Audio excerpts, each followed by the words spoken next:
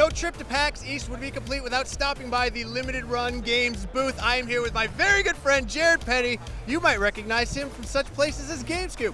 Jared, what's going on here? How you doing, man? I'm doing wonderful, Seth. Limited Run Games is here at PAX East 2024. We're showing off 4 different games today. I'm excited to be here. I'm really thankful you and IGN decided to stop by the booth today. Are there any chances that I could see some of these 4 games? Seth, I believe we could make these games available to you.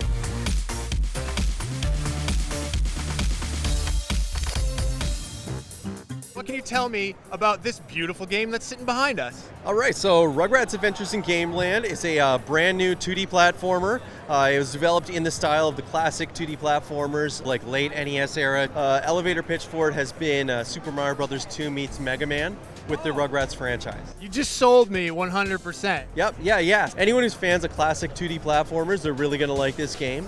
And what's really cool about it, it's a brand new game, but it was developed originally from the ground up to be an NES game. The default mode that you're gonna see is it has these beautiful HD visuals. It matches the Rugrats cartoon, but with a quick menu swap at any point, you can switch and you're... I love it so much! And this game, like I said, was developed to be an NES game. It's not NES-like. This is an NES game. We are releasing an NES cartridge with limited run games. So I could buy the cartridge, slam it in my NES, it's gonna work just like if I put in a copy of Super Mario Bros. 3. Exactly. Yeah, so you may need to blow some dust out of it. I'm really impressed that you're up on your 6502 assembly code, so that's pretty impressive. Yeah, so that's honestly the original development. We developed the 8-bit game entirely first before moving to HD development. So the game is running on the same code base. So you're not missing any technical features in the 8-bit version of the game. It is the same game 1-to-1 when you play it HD or 8-bit. So when and where can people start playing this? So the pre-orders are live right now through Limited Run Games, and the game's going to be launching later in this spring. Awesome, and that's coming to what platforms? It's coming to all modern platforms, so PlayStation, Xbox, Switch, Steam, and as well as the NES release that we're doing with Limited Run. All right, I'm here with Seth. By the way, awesome name. I'm a huge fan of that. Seth, you created Arzette, the Jewel of Faramore. Tell us a little bit about Arzette, specifically maybe like its influences.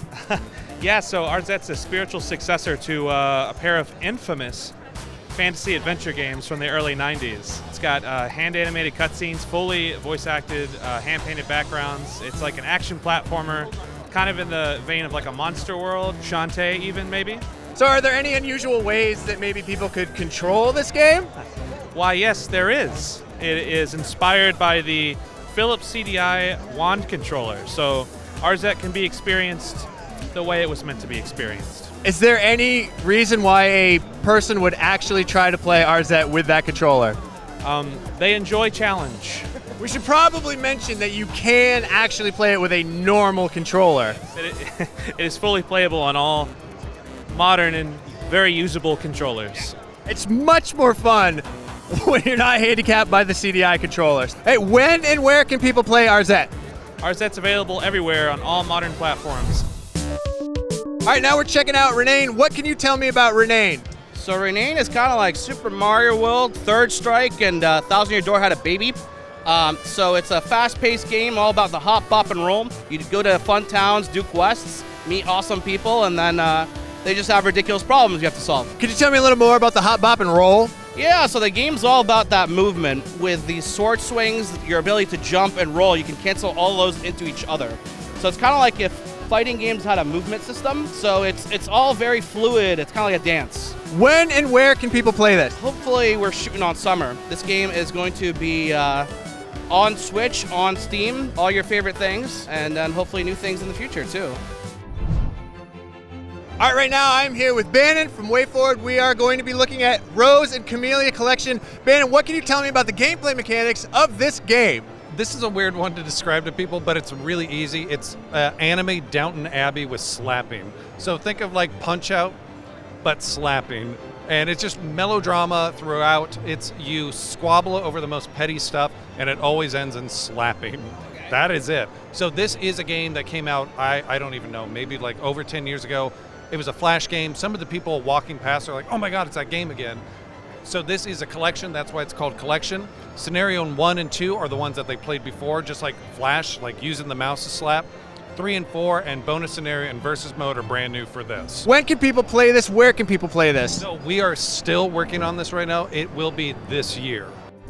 So now I'm here with Eleanor. Eleanor, you're going to talk to us about some of the physical releases that limited run games, which is like maybe my favorite part. So what can you tell us? What have we got behind you right here? Right, so right here behind us, we have a book line from Press Run. We also have these really amazing VHS copies. So that has kind of become like a new signature for limited run because, you know, we're all fans of old media. So what I have here, you can usually pick these up. You know, we'll add them to our collections when we do something.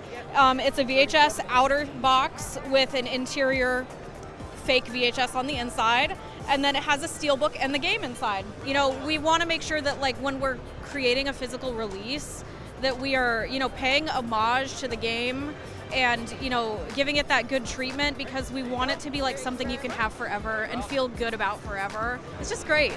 My next question, can I buy that Alien Isolation? Yeah, you can buy that Alien Isolation. Hell yeah, let's go.